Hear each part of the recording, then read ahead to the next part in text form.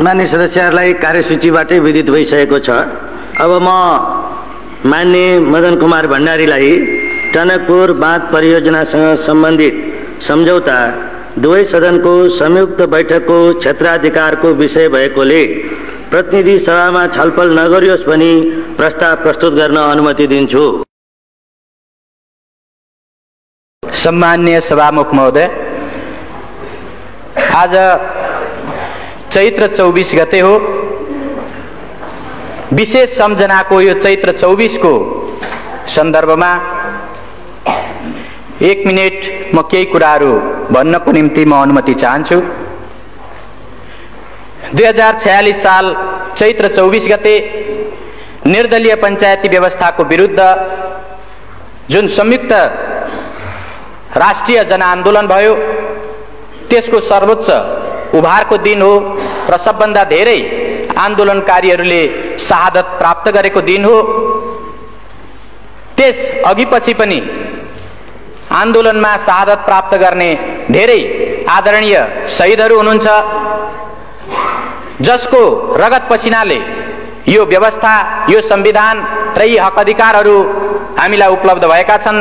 आजको यस विशेष अवसरमा म उहाँहरू सबैलाई हाम्रो दलको तर्फबाट हार्दिक श्रद्धाञ्जली व्यक्त गर्न चाहन्छु।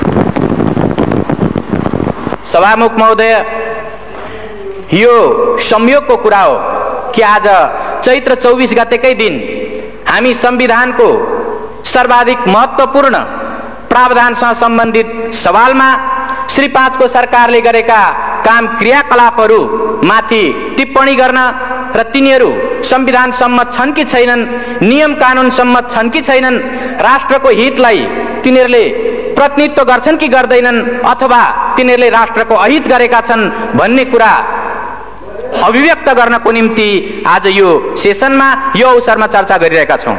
सभामुख महोदय, अहिले भर्खरै माननीय जलस्रोत राज्य मन्त्रीले टनकपुर परियोजना सम्बन्धी सम्झौताको जुन प्रस्ताव प्रस्तुत गर्नुभयो, त्यस सम्बन्धमा हाम्रो दलको तर्फबाट, प्रतिपक्षको तर्फबाट त्यो सम्झौताको बारेमा, त्यो प्रस्तावको बारेमा, त्यसमा भएका विषयवस्तुहरूको बारेमा हाम्रो आपत्ति, हाम्रो विरोध र यो प्रस्तावलाई प्रतिनिधि सभामा प्रस्तुत गर्नु संविधान सम्मत हुँदैन, नियम कानुन सम्मत हुँदैन र यसलाई यहाँ प्रस्तुत गर्ने र छलफल गर्ने कुरा संविधान र नियम कानुनको उल्लङ्घन गर्ने कुरा हो। त्यसो हुँदा यसलाई यहाँ प्रस्तुत नगरियोस्, यसलाई यहाँ छलफल नगरियोस् भन्नको निम्ति आफ्नो प्रतिवादको बारेमा म 1-2 शब्द अगाडि भन्न चाहन्छु। सभामुख महोदय, हामीलाई सम्झना छ, हामीलाई थाहा छ, नेपालको संविधान 2047 को 126 को उपधारा 4 मा नेपालको प्रादेशिक अखण्डतामाथि असर पार्ने खालको कुनै पनि काम सिंगै संसदले एकमतले पनि गर्न सक्दैन, सर्वसम्मत भएर पनि गर्न सक्दैन। तर जब हामी टनकपुर परियोजना सम्बन्धी सम्झौताको बारेमा छलफल गर्छौं, जब हामी त्यस बारेमा मूल्याङ्कन गरिरहेका हुन्छौं, त्यसबेला स्वाभाविक रूपले यो प्रश्न पनि उठ्न सक्छ कि वास्तवमा 2048 साल मङ्सिर 19 देखि 25 सम्म प्रधानमन्त्री गिरिजाप्रसाद कोइरालाज्यूले भारत भ्रमण गर्नुहुँदा गर्नुभएको जुन सम्झौता हो, टनकपुर सम्झौता हो, त्यो टनकपुर सम्झौताको मस्यौदामा उल्लेख भएका जे विषयवस्तुहरू छन् त्यसलाई हेर्दा के वास्तवमा त्यसले हाम्रो प्रादेशिक अखण्डतालाई उल्लङ्घन गरेको छ भन्ने तर्क उपस्थित गर्न सकिन्न। अहिले भर्खरै मन्त्रीज्यूले त्यसका केही उल्लेखित पक्षहरूलाई यहाँ प्रस्तुत गर्नुभयो र नेपालले टनकपुर परियोजना सम्बन्धी बाँध निर्माण गर्नको निम्ति नेपालको भूमि उपलब्ध गरायो। भूमि उपलब्ध गराउने अधिकार, भूमि त्यस ढङ्गले दिने अधिकार संविधानले बहुमत प्राप्त भएको सरकारलाई या बहुमत प्राप्त दललाई दिएको छ कि छैन? सभामुख महोदय, हामी संविधानको प्रावधानलाई हेरेर, सम्बन्धित ऐन कानुनहरूलाई हेरेर र अरू कुनै नियमावलीहरूलाई हेरेर पनि हामी भन्न सक्छौं मुलुकको कुनै पनि त्यस्तो व्यक्ति वा निकाय छैन जसले यो मुलुकको 2.9 हेक्टर मात्रै होइन 1 इन्ची जमिन मात्रै पनि कुनै अर्को वैदेशिक राष्ट्रलाई दिन पाउँदैन र त्यो ढङ्गले दिने कुनै प्रावधान छैन। सभामुख महोदय, तर टनकपुर परियोजना सम्बन्धी सम्झौतामा त्यो कुरा गरिएको छ। म संविधानको 126 को उपधारा 3 तर्फ म ध्यानाकर्षण गराउन चाहन्छु। त्यो 3 मा उपधारा 3 मा के उल्लेख गरिएको छ भने कुनै पनि 126 को उपधारा 3 मा के उल्लेख गरिएको छ भने कुनै पनि सन्धि सम्झौताहरू यदि संसदले अनुमोदन गर्नुपर्ने सन्धि सम्झौताहरू छन् भने संसदले अनुमोदन नगरुन्जेलसम्म नेपालको हकमा त्यो लागू भएको मानिने छैन। सम्माननीय सभामुख महोदय, टनकपुर परियोजना सम्बन्धी सम्झौतामा हामी देख्छौं कि डिसेम्बर 5 मा 1991 को डिसेम्बर 5 मा जुन सम्झौता भयो त्यो सम्झौता गरिरहेकै बेला त्यो सम्झौताको टनकपुर सम्बन्धी सम्झौताको पहिलो लिखतमै पहिलो प्याराग्राफमै यो सम्झौतालाई डिसेम्बर 15 देखि कार्यान्वयन गरिने गरी यो सम्झौता गरिन्छ भनेर उल्लेख गरिएको छ। सम्माननीय सभामुख महोदय, संविधानको उल्लङ्घन गर्ने अधिकार बहुमत प्राप्त गरेको दललाई छ कि छैन? प्रधानमन्त्रीलाई छ कि छैन? कुनै पनि एउटा त्यस्तो व्यक्ति वा निकायलाई छ कि छैन? सम्माननीय सभामुख महोदय, संविधानको सर्वोच्चता अर्थात् संवैधानिक राजतन्त्र पनि संविधानभन्दा माथि हुन पाउँदैन भन्ने यो संविधान बहाल भइसकेपछि कुनै पनि एउटा व्यक्ति वा निकाय कसैले पनि संविधानभन्दा माथि रहेर वा संविधानका धाराहरूलाई उल्लङ्घन गरेर काम गर्न सक्दैन। तर यो टनकपुर परियोजना सम्बन्धी सम्झौतामा जो स्वाभाविक रूपले संसदले अनुमोदन गर्नु पर्थ्यो त्यो संसदमा प्रस्तुत गर्न अगावै, संसदलाई जानकारी दिनु अगावै, संसदले अनुमोदन गर्नु अगावै अझ जुन बेला सन्धि गरिँदै थियो, जुन बेला त्यसको ड्राफ्ट तयार हुँदै थियो, त्यस बेला नै वास्तवमा 10 दिन भित्रैमा या 5 डिसेम्बरमा त्यो सम्झौता गरेर 15 डिसेम्बरदेखि लागू गर्ने भनेर जुन त्यहाँ सम्झौता गरियो यो घोर संविधानको उल्लङ्घन हो र यस्तो संविधानको उल्लङ्घन भएको कुराप्रति यो सदनले, यो मुलुकले गम्भीरतापूर्वक लिने कि नलिने? आदरणीय सभामुख महोदय, हामी यो कुरालाई अत्यन्त गम्भीरताका साथ लिनुपर्छ भन्ने ठान्छौं। स्वाभाविक रूपले टनकपुर परियोजना सम्बन्धी सन्धि भइसकेपछि यो सदनलाई थाहा छ योभन्दा अगाडि पनि 2टा वा त्योभन्दा बढी सेसनको अवधिभरि राष्ट्रले यसबारेमा चर्चा परिचर्चा गरेको छ। सबै सन्धि सम्झौताहरू संसदमा प्रस्तुत गरिनुपर्छ र टनकपुर सम्बन्धी जुन सम्झौता हो यो सम्झौता सदनमा प्रस्तुत गर्ने र सदनद्वारा अनुमोदन गरिनुपर्ने सम्झौता हो भनेर हामीले प्रतिपक्षको तर्फबाट यही सदनमा र योभन्दा अगाडिका सेसनहरूमा पनि हामीले दृढतापूर्वक उठाएका छौं। सभामुख महोदय, तर सत्ता पक्षबाट लगातार त्यो कुरालाई बेवास्ता गर्दै, लगातार त्यो कुरालाई अस्वीकार गर्दै यो कुनै सन्धि भएकै छैन, सन्धि भएकै होइन भनेर मुलुकलाई 1 वर्षसम्म लगातार गुमराहमा राख्ने, ढाँट्ने काम भयो। आदरणीय सभामुख महोदय, हामीलाई सम्झना छ त्यसबेला सरकारले टनकपुर सम्बन्धी सन्धि सम्झौताको सम्बन्धमा चर्चा गर्दा वास्तवमा टनकपुर परियोजनामा महाकाली नदीको जुन ठाउँमा टनकपुर परियोजना बनेको छ त्यो भारतीय नदी हो र त्यस ठाउँमा नेपालको अधिकार छैन भन्ने जिम्मेदार मन्त्रीहरूले, सत्तापक्षका जिम्मेदार माननीयहरूले त्यो कुरा राख्नु भएको थियो। त्यति मात्रै होइन, स्वाभाविक रूपले त्यसको जुन अभिन्न अङ्गको रूपमा रहेको बायाँ तटबन्ध हो त्यो बायाँ तटबन्धमा प्रयोग भएको नेपाली भूभाग त्यो टनकपुर परियोजनाको अभिन्न अङ्गको रूपमा होइन, त्यो त केवल नेपालतर्फ आउने बाढीलाई रोक्नको निम्ति मात्रै प्रयोग भएको भनेर बनाइएको भनेर श्री 5 को सरकारले उल्लेख गरेको थियो। त्यस ढङ्गले जिम्मेदार मन्त्रीहरूले राख्नु भएको थियो। सम्माननीय सभामुख महोदय, प्राकृतिक स्रोतको उपयोगको बाँडफाँड भएको छैन, त्यसबाट मुलुकको कुनै अहित भएको छैन, बरु भारतले शुभेच्छा स्वरूप पानी र बिजुली नेपाललाई प्रदान गरेको छ भन्ने यस किसिमले सत्तापक्षबाट जुन कुरा उल्लेख गरिएको थियो हामीलाई सम्झना छ।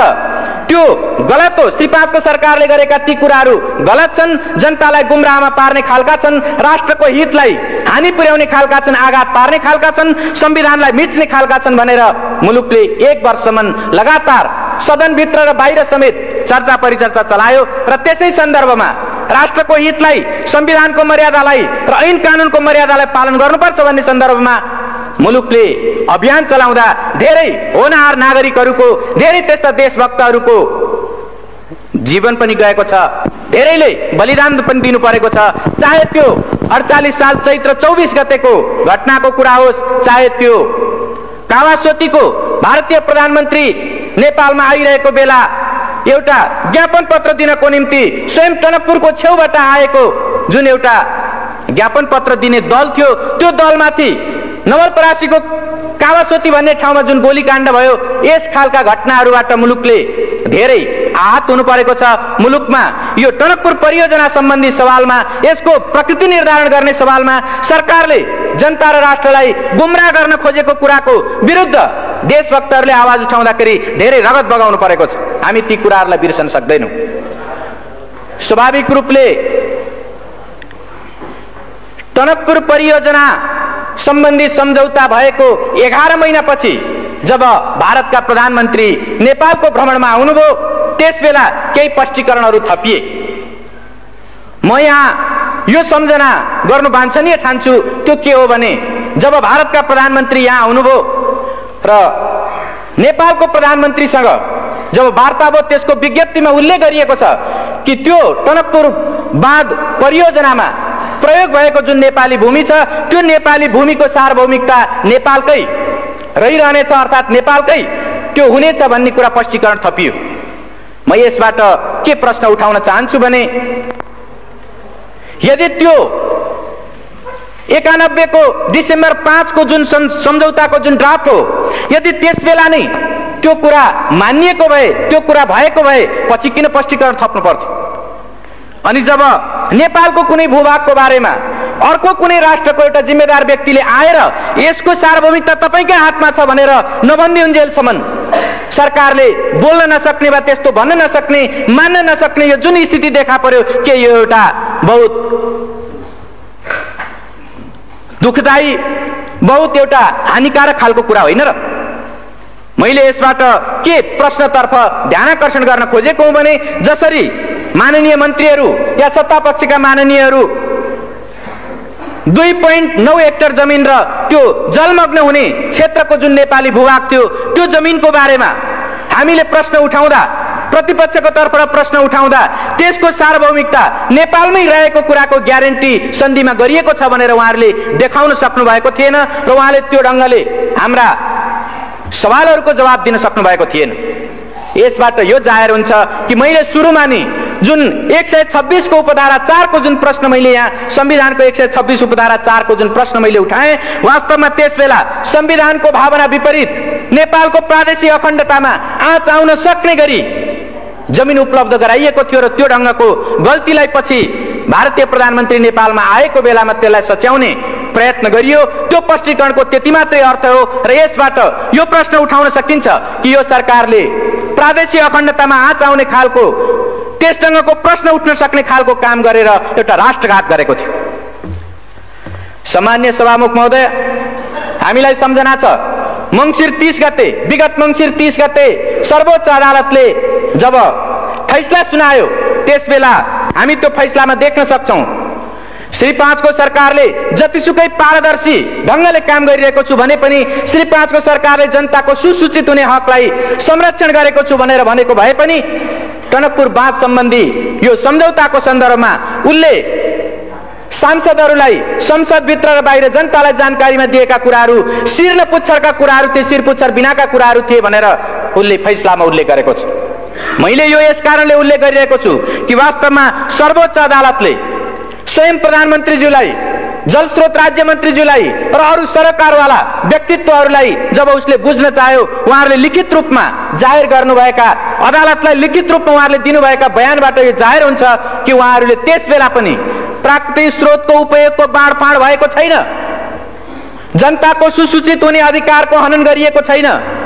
यो बायाँ तटबन्ध भनेको त्यो टनकपुर परियोजनाको अभिन्न अंग होइन र महाकाली नदीको जुन ठाउँमा टनकपुर बाँध परियोजना बनेको छ त्यो परियोजना भित्र नेपालको नदी अधिकार अर्थात् नेपालको त्यहाँ पानी सम्बन्धी अधिकार त्यस्तो छैन भनेर जुन उहाँहरूले उल्लेख गर्नुभएको थियो त्यो कुराको खिलाफमा सर्वोच्च अदालतले श्री 5 को सरकारले सुसूचित नगरेको शिर र पुच्छरको कुरा जानकारी दिएर तर उसले वास्तविक जानकारी नदिएको र प्राकृतिक स्रोतको उपयोगको बाँडफाँड भएकै हो भन्ने कुरा र देब्रे तटबन्ध टनकपुर परियोजनाको देब्रे तटबन्धमा प्रयोग भएको नेपाली जुन भूभाग छ र त्यो भूभागमा बनेको जुन बाँध छ त्यो बाँध टनकपुर परियोजनाको अभिन्न अंग हो भन्ने कुरा उसले फैसला गरेको छ। र यसबाट के प्रश्न उपस्थित हुन्छ भने श्री 5 को सरकार आफूले गरेका कामहरू जबसम्म अर्को कुनै निर्णायक महत्त्वपूर्ण सर्वोच्च निकायले जबसम्म फैसला गर्दैन तबसम्म ऊ आफ्ना गल्तीहरूलाई कुनै पनि हालतमा आत्मसमीक्षा गरेर वा अर्को कुनै प्रतिपक्ष वा देशका बुद्धिजीवीहरू वा आम जनताले उल्लेख गरे पनि ऊ कुनै शून्य टेर्ने र त्यसलाई समीक्षा गर्नेवाला छैन। तर जब सर्वोच्च अदालतले यो फैसला गर्यो त्यो फैसला गरे पछाडि पनि हामी यो सम्झना गर्न सक्छौं कि धेरै केही माननीय मन्त्रीज्यूहरूले त्यसपछि पनि उल्लेख गर्दा वास्तवमा त्यो त समझदारी नै भएको भनेर सन्धि भएको होइन भन्ने किसिमले फेरि पनि उहाँहरूले उल्लेख गर्नुभयो। फेरि पनि केही सत्तापक्षका माननीय सदस्यहरूले त्यस ढङ्गले उल्लेख गर्नुभयो। साँच्चै भन्ने हो भने यसो भन्न सकिन्छ सर्वोच्च अदालतको फैसलालाई पनि अपमान गर्ने खालका कुराहरू उहाँहरूले धेरै ठाउँमा उल्लेख गर्नुभएको छ। सम्माननीय सभामुख महोदय, अहिले श्री 5 को सरकारको तर्फबाट जलस्रोत राज्य मन्त्रीले प्रतिनिधि सभामा जुन सम्झौता प्रस्ताव प्रस्तुत गर्नुभएको छ र जुन मूल्याङ्कनको हवाला दिँदै उहाँले यो प्रस्ताव राख्नु भएको छ म के उल्लेख गर्न म के भन्न चाहन्छु भने श्री 5 को सरकार संविधान ऐन कानून राष्ट्र र जनताको हितमा व्यवस्थाको हितमा नहुने खालका आफ्ना क्रियाकलापहरूलाई सकेसम्म ढाकछोप गर्न चाहन्छ र हामीलाई यो सम्झना छ कि बितेको 1 वर्षसम्म यो सन्धि नै होइन भनेर उत्तिकै दृढताका साथ प्रधानमन्त्री लगायत सबै माननीय मन्त्रीहरू र सत्तापक्षका सांसदहरू यो उल्लेख गरिरहनु भएको थियो। अहिले सर्वोच्च अदालतले फैसला सुनाइसकेपछि यो सन्धि हो र यसलाई संसदमा लगेर अनुमोदन गराउने सर्वोच्च अदालतको आदेश छ। हामी संसदको सर्वोपरिताको संसदको सम्मानको हामी आदर कदर गर्छौं र सर्वोच्च अदालतको फैसलालाई हामी सम्मान गर्छौं भनेर उहाँहरू धेरै व्याख्या विश्लेषण गरिरहनु भएको छ। तर के सम्झना गर्न सकिन्छ भने जुन बेला प्रतिपक्षको तर्फबाट यस्ता सन्धि सम्झौताहरूलाई सदनमा प्रस्तुत गर्नुपर्छ भनेर माग राखिएको थियो त्यसबेला उहाँहरूले त्यसलाई ठाडै अस्वीकार गर्दै आउनुभयो र अहिले पनि जबकि यो टनकपुर परियोजना सम्बन्धी सम्झौता दीर्घकालीन प्रकृतिको छ, त्यो व्यापक प्रकृतिको छ, त्यो महत्त्वपूर्ण छ र त्यसले स्वाभाविक रूपले दीर्घकालीन व्यापक र महत्त्वपूर्ण त्यसले प्रभाव पार्छ, त्यस्तो असर पार्छ। यस्तो सन्धिलाई साधारण प्रकृतिको भनेर त्यस्तो मूल्याङ्कन गर्दै उहाँहरू प्रतिनिधि सभामा साधारण बहुमतले पास गर्न सकिने रूपमा प्रस्तुत गर्दै हुनुहुन्छ। यसले वास्तवमा श्री 5 को सरकार संसदको सम्मान संविधानको सम्मान गरिरहेको छैन भन्ने कुरा स्पष्ट रूपमा जाहेर गरेको छ। आदरणीय सभामुख महोदय, यो सर्वोच्च अदालतको फैसलालाई उल्लेख गर्दै जसरी श्री 5 को सरकारले यहाँ प्रस्ताव प्रस्तुत गरेको छ म के तर्फ ध्यानआकर्षण गर्न चाहन्छु भने सर्वोच्च अदालतको फैसला पनि कानून सम्मत ढंगले नै कार्यान्वित गरिनुपर्छ। अर्थात् कुनै पनि अदालतको आदेश कानून विहीन ढंगले कानून विपरीत ढंगले कार्यान्वयन हुन सक्दैन। जब सन्धिको कुरा आउँछ सन्धिलाई संविधानको 126 को उपधारा 1 ले कानून सम्मत ढंगले त्यसलाई अनुमोदन सम्मेलन स्वीकृति गर्ने कुराको व्यवस्था गरेको छ। सन्धिको अनुमोदन गर्ने कानून कुन हो? हामीलाई सम्झना छ नेपाल सन्धि ऐन 2047। नेपाल सन्धि ऐन 2047 नै यस्तो कानून हो जुन कानूनले सन्धि सम्झौताहरूलाई अनुमोदन गर्नको निम्ति अधिकार सृष्टि गर्छ, त्यसको एउटा निश्चित अधिकार क्षेत्रलाई त्यसले निर्धारण गर्छ। तर हामीले अहिले भर्खरै सुन्यौं यो प्रस्तावमा श्री 5 को सरकारले सन्धि ऐनको कुनै उल्लेख नगरिकन केवल संविधानको 126 धाराको उपधारा 2 को प्रतिबन्धात्मक वाक्यांशलाई प्रतिबन्धात्मक पक्षलाई उल्लेख गर्दै अनि प्रतिनिधि सभा नियमावलीको 219 का उपधाराहरूलाई उल्लेख गर्दै उसले यो प्रस्तुत गरेको छ। यसले के जाहेर गर्छ भने यो प्रतिनिधि सभा नियमावली भनेको निश्चित रूपले एउटा प्रक्रिया निर्धारण गर्ने कानून हो। यो अधिकार सृष्टि गर्ने होइन, प्रक्रिया निर्धारण गर्ने कानून मात्र हो। तर जुन अधिकार सृष्टि गर्ने कानून हो, अधिकार सृष्टि गर्ने जुन व्यवस्था हो, ऐनको व्यवस्था हो, त्यो भनेको 2047 को सन्धि ऐन नै हो। त्यो सन्धि ऐनको उल्लेख श्री 5 को सरकारले यसमा गरेको छैन। त्यसको कारण के हो भने सन्धि ऐनमा स्वाभाविक रूपले संविधानको धारा 126 को उपधारा 2 का जे जति पनि सन्धि सम्झौताहरू छन् त्यस्तो सन्धि सम्झौताहरूलाई संयुक्त सदनको 2/3बाट अनुमोदन गर्नुपर्छ भन्ने त्यसले सुस्पष्ट व्यवस्था गरेको छ। तर संविधानको यो भावना र ऐन कानूनको यो पक्षलाई सर्वथा विस्मृतिमा राखेर, त्यसलाई बिर्सेर या त्यसलाई उल्लङ्घन गरेर त्यसलाई आदर गर्न नचाहेर श्री 5 को सरकारले केवल सर्वोच्च अदालतको फैसलामा रहेको यो पक्षलाई कि श्री 5 को सरकारले मूल्याङ्कन गरेर प्रतिनिधि सभा वा संयुक्त सभामा लैजाओस् भन्ने त्यो पक्षलाई मात्रै उल्लेख गरेर उसले प्रतिनिधि सभा नियमावलीका केही धाराहरूलाई टेक्दै यस सभामा यो सदन समक्ष प्रस्तुत गरेको छ। स्वाभाविक रूपले मैले अघि नै भने सर्वोच्च अदालतका फैसलाहरू पनि कानूनसम्म ढङ्गले मात्रै कार्यान्वित हुन सक्छन् र स्वाभाविक रूपले कानूनभित्र पनि प्रक्रिया निर्धारण गर्ने कानून होइन, अधिकार सृष्टि गर्ने कानून अन्तर्गत नै त्यसको कार्यान्वयन हुनुपर्छ। त्यसो भएको हुनाले सरकारको यो सन्धि प्रस्तावमा जुन कानूनलाई टेकेर, जुन धारा उपधाराहरूलाई टेकेर यो प्रस्तुत गरिएको छ त्यो स्वाभाविक रूपमा कानून विपरीत छ। सरोकारवाला विषयमा त्यो कानून सम्मत छैन। सम्मान्य सभामुख महोदय, त यो परिस्थितिमा हामी के भन्न सक्छौं भने श्री 5 को सरकारले एक खालको पूर्वधारणा बनाएर त्यस अनुरूप मूल्याङ्कन गर्ने कुरा या त्यस अनुरूप आफ्ना धारणाहरू निश्चित गर्ने र त्यस ढङ्गले कार्यान्वयन गर्ने कुरा उल्लेख गर्दै आएको छ। चाहे त्यो अघिल्लो बेलाको यो केवल समझदारी मात्र हो भन्ने विषय होस् या यो पछिल्लो बेलामा अहिले त्यो साधारण प्रकृतिको सन्धि हो भन्ने विषय किन नहोस्, दुवै बेलामा उसले एउटा पूर्वधारणा बनाएर आफूलाई जसो गर्दा सजिलो हुन्छ त्यो ढङ्गले मात्रै जाने, तर संविधान र ऐन कानूनको अक्षर भावनालाई पालन गर्ने कुरा हो भने अस्वीकार गर्ने वा त्यसबाट बचेर जाने वा त्यसलाई संविधान ऐन कानूनका सरोकारवाला पक्षलाई कुनामा पारेर जाने, कर्नरमा पारेर जाने खालको कुरा उल्लेख गरेको छ।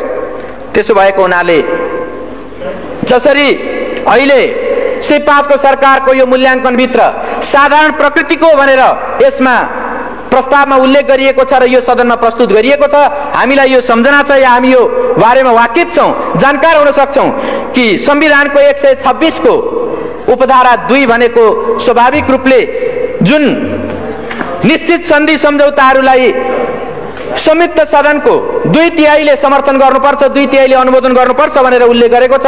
संविधानको मूल भावना त्यही हो। त्यसो भएको हुनाले त्यसभित्र जुन प्रतिबन्धात्मक पक्ष छ, प्रतिबन्धात्मक अंश छ, त्यसको निम्ति यो साधारण प्रकृतिको, यो अल्पकालीन हो, यो दूरगामी प्रभाव पार्ने होइन, यो त्यस्तो महत्त्वपूर्ण होइन भन्ने त्यसको विशेष स्थिति सरकारले पुष्टि गर्न सक्नुपर्छ। सरकारले त्यस्ता प्रमाणहरू प्रस्तुत गर्न सक्नुपर्छ। तर हामी सिङ्गो त्यो मूल्याङ्कन प्रस्तावलाई अध्ययन गर्दा सरकारले त्यो खालका कुनै तथ्यहरू प्रस्तुत गरेको हामी पाउँदैनौँ, उसले प्रस्तुत गर्न सकेको छैन। प्रश्न उठ्न सक्छ, यो टनकपुर सन्धि, टनकपुर जलविद्युत परियोजना सम्बन्धी जुन सन्धि सम्झौता हो यो अल्पकालीन हो कि दीर्घकालीन हो? निश्चित रूपले यो एउटा सापेक्ष कुरा हो। सर्वोच्च अदालतले पनि भनेको छ यो एउटा सापेक्ष कुरा हो। तर सापेक्षताकै अर्थमा लिँदा पनि यसको व्याख्या कसरी गर्ने, अल्पकालीनता र दीर्घकालीनताको व्याख्या कसरी गर्ने? म के प्रश्न उठाउन चाहन्छु भने एउटा संसद 5 वर्षको हुन्छ, सामान्यतया विशेष स्थिति आएन भने त्यो 5 वर्षको हुन्छ। यदि 6 वर्षको निम्ति कुनै सन्धि हुन्छ भने त्यो अल्पकालीन हो कि दीर्घकालीन हो?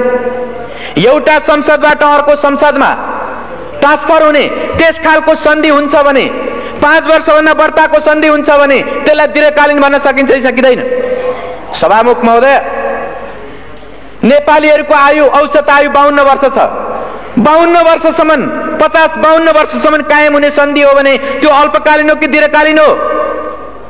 सभामुख महोदय, त्यति मात्रै होइन, टनकपुर परियोजना सम्बन्धी जब त्यो सन्धिको मजमुनलाई हामी हेर्छौं कि त्यो ठाउँमा नेपालले जुन भूमि उपलब्ध गराएको छ या अन्य विभिन्न कुराहरूको जुन कन्ट्रिब्युसन गरेको छ, त्यो कन्ट्रिब्युसनको कुरालाई लिएर हेर्ने हो भनेदेखि त्यसमा यो सन्धिको कुनै अवधि, कुनै त्यस्तो भोगाधिकारको कुराहरू, जमिनको उपभोग गर्ने अवधिको कुराहरू कुनै उल्लेख गरिएको छैन।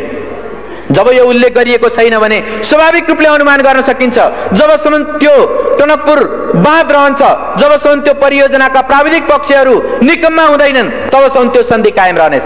यदि त्यस्तो हो भने हामी अरू धेरै, चाहे त्यो कोशीको होस् वा गण्डकीको होस् या महाकालीमा भएको शारदा नदीको कुरा होस्, शारदा ब्यारेजको कुरा होस्, त्यो ठाउँमा ती कुरालाई, त्यो प्रविधिको कुरालाई हेर्दै यो आधुनिक प्रविधिद्वारा निर्मित भएको टनकपुर बाँध परियोजना 100 वर्षभन्दा माथि टिक्न सक्छ भनेर भन्न सक्छौं। 100 वर्षभन्दा माथि टिक्छ भने सभामुख महोदय, यसलाई दीर्घकालीन भन्ने कि अल्पकालीन भन्ने?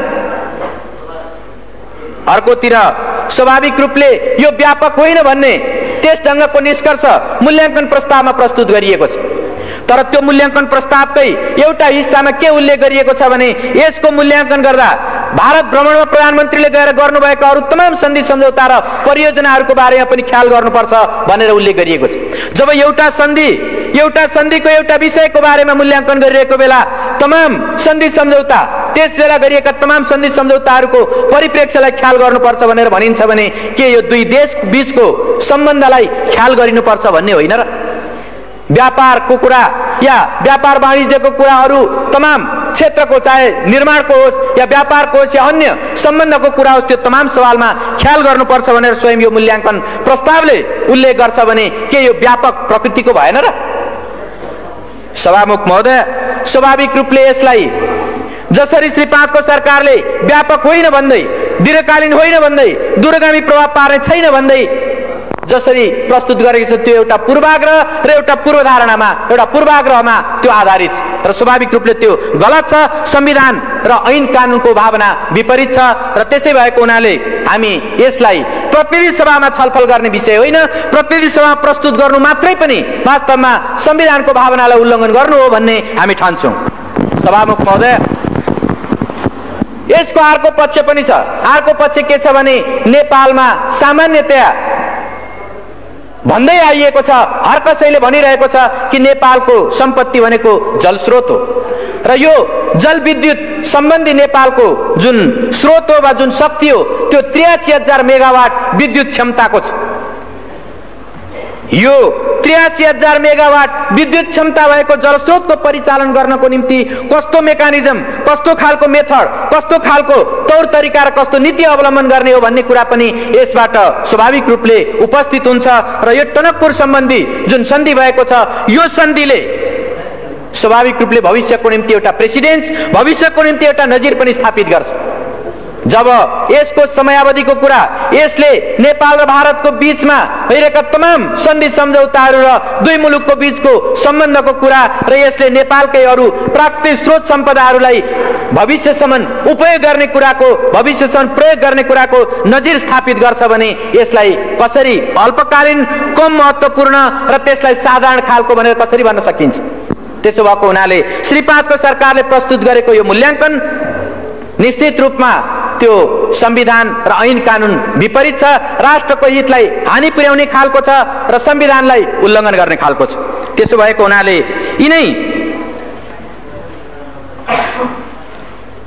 यिनै विषयहरूलाई आत्मसात गरेर, यिनै कुराहरूलाई हृदयङ्गम गरेर हामीले टनकपुर सम्बन्धी यो सन्धि प्रस्तावलाई प्रतिनिधि सभामा प्रस्तुत गर्नु र प्रतिनिधि सभामा छलफल गर्नु यो संविधान विपरीत हो भन्ने त्यो मान्यता राखेर हामीले एउटा प्रस्ताव हाम्रो विभिन्न प्रतिपक्षी सांसदहरूले सही गरेर माननीय सभामुख समक्ष हामीले प्रस्तुत गरेका छौं र त्यो प्रस्तावलाई म यहाँ पढेर सुनाउन चाहन्छु। माननीय सभामुख महोदय, टनकपुर बाँध परियोजनासँग सम्बन्धित सन्धि दुवै सदनको संयुक्त बैठकको क्षेत्राधिकारको विषय भएकोले प्रतिनिधि सभामा छलफल नगरियोस्। माननीय महोदय, श्री 5 को सरकारको तर्फबाट टनकपुर बाँध परियोजनासँग सम्बन्धित सन्धि प्रस्तावलाई प्रतिनिधि सभामा प्रस्तुत गर्न संसद सचिवालयमा सो प्रस्ताव दर्ता गराएको जानकारीमा आएको हुँदा हामी माननीय सभामुख समक्ष निम्न ब्यौराको निवेदन गर्दछौं। नेपाल अधिराज्यको संविधान 2047 को धारा 126 को उपधारा 2 ले नेपालको प्राकृतिक सम्पदाको उपयोग र त्यसको बाँडफाँड सम्बन्धी सम्झौता संसदको दुवै सदनको संयुक्त बैठकमा उपस्थित सदस्यहरूको 2/3 बहुमतबाट अनुमोदन गराउनु पर्ने व्यवस्था गरेको छ। यो प्रष्ट संवैधानिक व्यवस्था हो। यसको अपवादको रूपमा राष्ट्रलाई गम्भीर व्यापक दीर्घकालीन असर नपर्ने प्रकृतिको सन्धि प्रतिनिधि सभाको साधारण बहुमतबाट अनुमोदन गराउने प्रावधान छ। श्री 5 को सरकारले भारत सरकारसँग गरेको टनकपुर परियोजना सम्बन्धी सन्धिबाट दीर्घकालीन गम्भीर व्यापक असर पर्ने कुरा स्वतः स्पष्ट छ। यसर्थ टनकपुर परियोजना सम्बन्धी सन्धि दुवै सदनको संयुक्त बैठकमा उपस्थित सदस्यहरूको 2/3बाट अनुमोदित भएपछि मात्र नेपाल अधिराज्यको हकमा लागू मानिन्छ। यसको लागि टनकपुर बाँध परियोजनासँग सम्बन्धित सन्धि प्रतिनिधि सभामा पेश हुने होइन, दुवै सदनको संयुक्त बैठकमा पेश गरिनु पर्दछ। हाम्रो संवैधानिक व्यवस्था यही हो। हाल बहालमा रहेको नेपाल सन्धि ऐन 2047 को दफा 4 ले संविधानको धारा 126 को उपधारा 2 बाहेकका सन्धि मात्र प्रतिनिधि सभामा पेश गर्न सकिने व्यवस्था गरेको छ र श्री सर्वोच्च अदालतबाट 2049 मङ्सिर 30 गतेको फैसलामा टनकपुर बाँध परियोजनासँग सम्बन्धित सन्धि प्रष्ट उल्लेख भएको छ। यसबाट पनि टनकपुर बाँध परियोजनासँग सम्बन्धित सन्धि प्रतिनिधि सभामा पेश हुने होइन, दुवै सदनको संयुक्त बैठकमा पेश हुने सन्धि हो भन्ने प्रष्ट हुन्छ। प्रतिनिधि सभा नियमावली 2048 को दफा 72 ले संवैधानिक व्यवस्था विपरीत कुनै पनि प्रस्ताव प्रतिनिधि सभामा छलफलको लागि ग्राह्य नहुने व्यवस्था गरेको छ। टनकपुर परियोजना सम्बन्धी सन्धि प्रस्ताव प्रतिनिधि सभामा छलफलको लागि प्रस्तुत हुन संविधानको धारा 126(2) र सन्धि ऐनको दफा 4 र 5 को विपरीत हुने हुँदा प्रतिनिधि सभा नियमावलीको दफा 72 बमोजिम यस्तो प्रस्तावलाई प्रतिनिधि सभाको कार्यसूचीमा राखी छलफल गर्न मिल्दैन। टनकपुर परियोजना सम्बन्धी सन्धि प्रस्ताव प्रतिनिधि सभाको कार्यसूचीमा राखी छलफल गरियोस् भने श्री 5 को सरकारले संसद सचिवालयमा दर्ता गराएको प्रस्तावमाथि उल्लेखित प्रकारले संविधान र कानून संगत नभएको हुँदा यो प्रस्ताव खारेज गरियोस् भनी माननीय सभामुख समक्ष सादर अनुरोध गर्दछौं। साथै टनकपुर परियोजना सम्बन्धी सन्धि प्रस्तावमाथि छलफल गर्न र निर्णय गर्न संविधानको धारा 126(2) र सन्धि ऐन 2047 को दफा 5 बमोजिम दुवै सदनहरूको संयुक्त बैठक बोलाउन माननीय सभामुख महोदयसँग अनुरोध गर्दछौं। सदनको संयुक्त बैठक र संयुक्त समितिको नियमावली 2048 को दफा 18 ले श्री 5 को सरकारले सन्धि सम्झौताहरू संयुक्त बैठकमा प्रस्तुत गर्न चाहेमा सोको व्यवस्था गरेको छ। तर श्री 5 को सरकारले नचाहँदा संसदको आफ्नै पहलमा दुवै सदनको संयुक्त बैठक बोलाउने बारे कुनै दफामा प्रष्ट उल्लेख भएको पाइँदैन। संविधानको धारा 126(2) ले दुवै सदनको संयुक्त बैठकको व्यवस्था गरेको छ। श्री सर्वोच्च अदालतको फैसलाबाट टनकपुर परियोजना सम्बन्धी सन्धि संविधानको धारा 126(2) अन्तर्गतको हो भनी ठहर भएको छ। संसदको संयुक्त बैठक र संयुक्त समिति कार्य सञ्चालन नियमावली 2048 को दफा 35 ले माननीय सभामुखलाई बाधा अड्काउ फुकाउने अधिकार प्रदान गरेको छ। संवैधानिक व्यवस्था लागू गराउन र टनकपुर परियोजना सम्बन्धी सन्धि प्रस्तावमाथि छलफल गर्न संसदको संयुक्त बैठक र संयुक्त समिति कार्य सञ्चालन नियमावली 2048 को दफा 35 प्रयोग गरी दुवै सदनको संयुक्त बैठक अविलम्ब बोलाइयोस् र श्री 5 को सरकारद्वारा प्रस्तुत गरिएको सन्धि सम्बन्धी यस प्रस्तावलाई प्रतिनिधि सभामा छलफल नगराइयोस् भनी हार्दिक अनुरोध गर्दछौं। धन्यवाद।